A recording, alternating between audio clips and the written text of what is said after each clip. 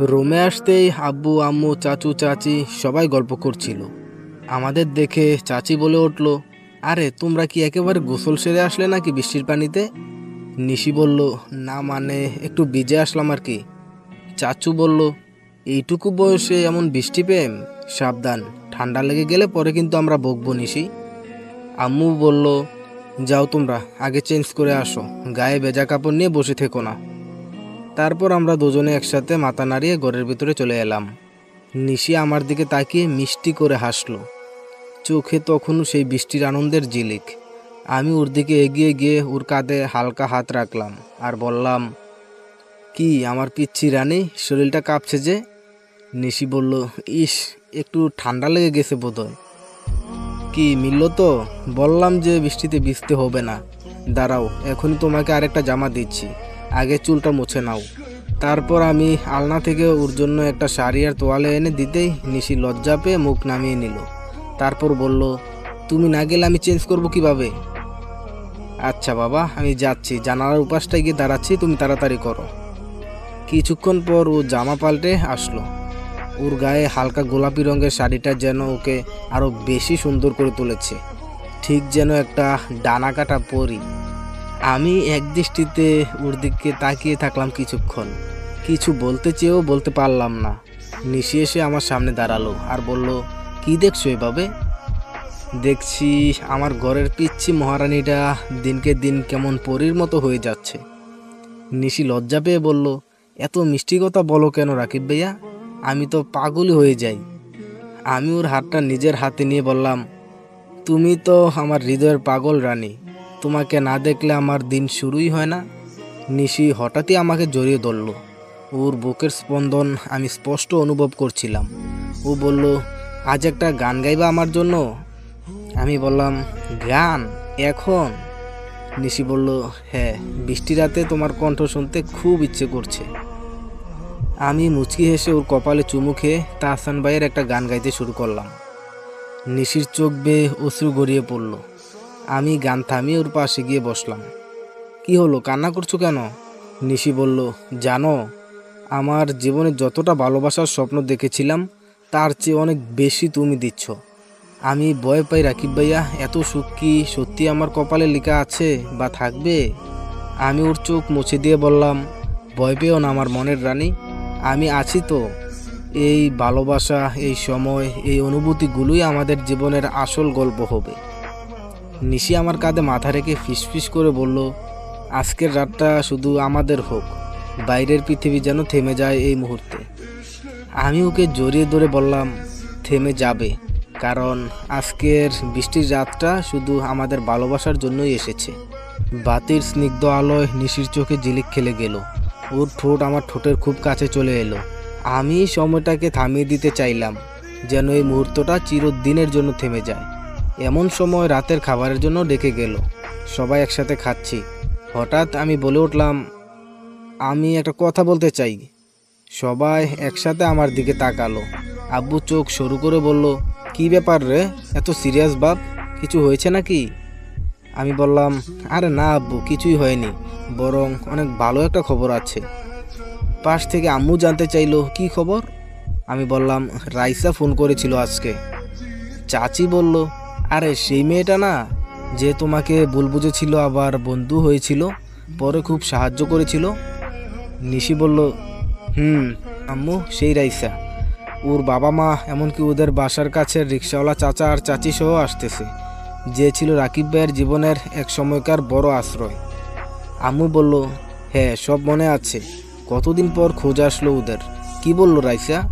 তখন আমি বললাম, ওরা সবাই মিলে আমাদের গ্রামের বাড়িতে আসতে চায় কিছু দিনের জন্য বেড়াতে, আর আমাদের সার্টিফিকেটগুলো আনবে সাথে করে। চাচু বলল, খুব ভালো খবর তো, যারা তোমাদের দুঃসময়ে পাশে ছিল তাদের এখানে আনলে তো বাড়ির সৌন্দর্য আরও বেড়ে যাবে। তারপর আম্মু নিশিকে উদ্দেশ্য করে বলল, হ্যাঁ বৌমা, তুমি রাজি তো? নিশি মুচকি হেসে বলল, রাজি না হওয়ার কোনো কারণই তো নেই আম্মু, ওরা আসলে তো খুব ভালো লাগবে, আবার দেখা হবে ওদের সাথে, অনেক গল্প জমে আছে। চাচি বলল, আর রিক্সাওয়ালা চাচা চাচি, ওদের কথা এখনো মনে আছে তোমার? আমি বললাম, মনে থাকবে না কেন চাচি, আমি যখন আশ্রয়হীন ছিলাম তখন রিক্সাওয়ালা চাচাই আমার দিকে এগিয়ে এসেছিল, ওদের ঘরে আশ্রয় দিয়েছিল। সেই কৃতজ্ঞতা কোনো দিনও ভোলা যাবে না। ওদের আসতে বলেছি, বিশেষ করে আমি চাই ওরা আমাদের বাড়িতে পরিবারের মতোই থাকুক। আব্বু বলল, খুব ভালো করেছিস রাকিব, আমরা সবাই একসাথে মিলে ওদের আপ্যায়ন করব। আমাদের বাড়ি ছোট হলেও ভালোবাসার অভাব হবে না। চাচু বলল, ঠিক বলছো ভাই, এবার গ্রামের হাওয়া বদলাবে। বাইরের একজন এলে আমরাও নতুন করে গ্রামটাকে উপভোগ করতে পারবো। নিশি বলল, আমি খুশি হয়েছি সবচেয়ে বেশি, কারণ ওরা আমাদের জীবনের একটা সুন্দর অধ্যায়ের সাক্ষী। আবার সেই মানুষগুলো আমাদের পাশে থাকবে, এই ভাবনাটা খুব স্পেশাল। আমি নিশির দিকে তাকিয়ে হাসলাম, ওর চোখে আনন্দের ঝিলিক। আমার কাঁধে হেলান দিয়ে ও ফিসফিস করে বলল, রাকিব ভাইয়া, তুমি সত্যি ভীষণ স্পেশাল। এত মানুষকে মনে রাখো, এত কেয়ার করো, এই জিনিসটাই তোমাকে আলাদা করে তোলে। আমি বললাম, আর তুমি আমার জীবনের সেই অধ্যায় যেটা আমি বারবার পড়ে যেতে চাই। তারপর খাওয়া শেষে আম্মু বলল, ঠিক আছে, ওরা কবে আসবে জানালে আগে থেকে ঘরদোর গুছিয়ে রাখবো, ভালোভাবে যাতে আপ্যায়ন করতে পারি। আম্মু, রাইসা বলেছে ওরা তারিখ ঠিক করে জানাবে, তখনই জানিয়ে দিব সবাইকে। চাচি তখন হেসে বলল, ঠিক আছে, তখন আমি নিজের হাতে রান্না করব। দেখি ওদের মুখে একবার হাসি ফোটাতে পারি কিনা। সবার মুখে তখন একরাশ আনন্দ। গ্রামের সেই খোলামেলা উঠোন যেন আরও আপন হয়ে উঠল। আমি মনে মনে ভাবলাম, এই মানুষগুলোর ভালোবাসায় আমি ধন্য। আর এই বাড়িটাই আমার সবচেয়ে বড় রাজ্য, যেখানে রানী আছে, পরিবার আছে, আর আসছে আরও কিছু অচেনা ছায়া, যারা হয়ে উঠবে আমাদের আপন মানুষ। খাওয়া শেষে আমি আর নিশি বাইরে এলাম। রাত তখন অনেকটাই নেমে এসেছে। চারদিক নিস্তব্ধ, শুধুই ঝিঝি পোকার একটানা ডাক আর দূরের বাঁশবাগানের পাতার খসখসে শব্দ।